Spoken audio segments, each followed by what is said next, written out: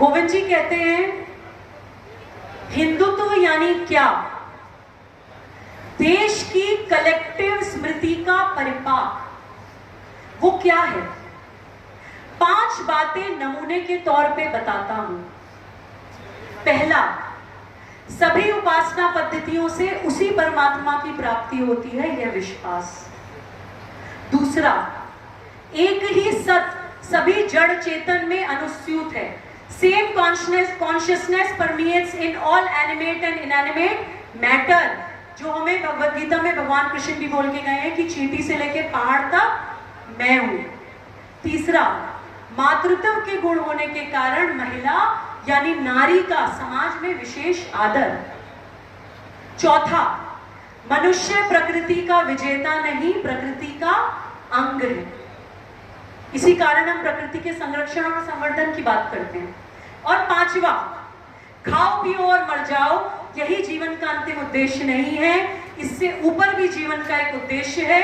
मुट्ठी बांधे आए थे, हाथ पसारे जाएंगे, यह विश्वास।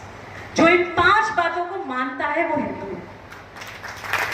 कोई फर्क नहीं पड़ता वो भगवान राम को मानता है, भगवान कृष्ण को मानता है, महात्मा बुद्ध को मानता है, बाबा नानक को मानता है, जीसस क्राइस्ट को मानता है, प्रॉफिट मोहम्मद सल्लल्लाहु अलैहि वसल्लम को मानता है, किसी पेड़ को मानता है या किसी को नहीं मानता। नास्तिक की भी मान्यता है भारत में।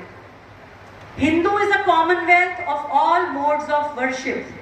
कश्मीर से कन्याकुमारी तक हजारों देवी देवता है हमारे देश में। लड़ाई पूजा पद्धति की, आराध्य की, रिलीजन की, मजहब की नहीं है।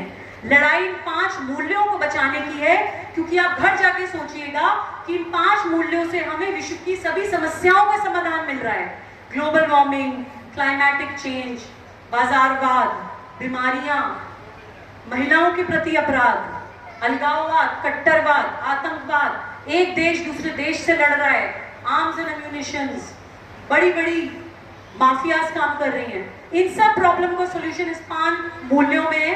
पहले हम इन 5 मूल्यों को समझें, अपने देश में जागरण करें और उसके बाद हम इन 5 मूल्यों को लेकर पूरे विश्व में जाएं, तभी हम बनेंगे सही मायने में विश्व गुरु। क्योंकि गुरु वो होता है जो आपको अंधेरे से रोशनी में लेकर आए, गुरु वो होता है जो आपके सवालों का जवाब दे। इसी बात के साथ अपनी वाणी को विराम देती हूँ। जय हिंद, वंदे मातरम।